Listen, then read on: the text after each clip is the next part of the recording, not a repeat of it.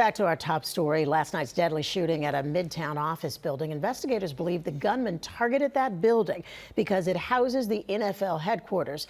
They say they found a note in his pocket claiming that he had CTE from playing high school football. That note is obviously a big key evidence in this investigation. CTE, many of you already know, is a brain condition linked to repeated head injuries. And we got ABC's Dr. Darien Sutton here to talk a little bit more. Why don't we go through what CTE is, how it impacts the brain, and what are the symptoms? Well, CTE stands for chronic traumatic encephalopathy. And although no formal diagnosis has been confirmed, this note has certainly drawn national attention to this diagnosis that very few people know about. So essentially, it is caused by repetitive head trauma.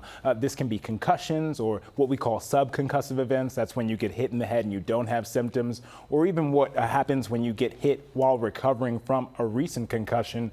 All of this can lead to changes in your brain that can lead to changes with mood, judgment, cognition, even mobility problems, and also aggression.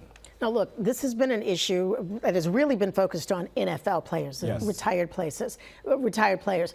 Now, the shooter did say in his note that he played NFL football, but there is absolutely no evidence of that. What we do know is that he played high school football. Yes. Has there been any evidence or possibility that this might be an issue, CTE, in younger football players? That's a great question. A lot of the research and funding on the diagnosis of CTE has been done with professional athletes, but there is evidence that shows that even harm done at a younger age during something like high school football could possibly lead to CTE. I think the reason why we focus on NFL is because that's a career. And so that's a little bit different than the sportsmanship that would be experienced during high school. But nonetheless, it still underscores the point that any head trauma can be dangerous to the brain, and repetitive head trauma over time can lead to chronic changes that can be deleterious or harmful to the person.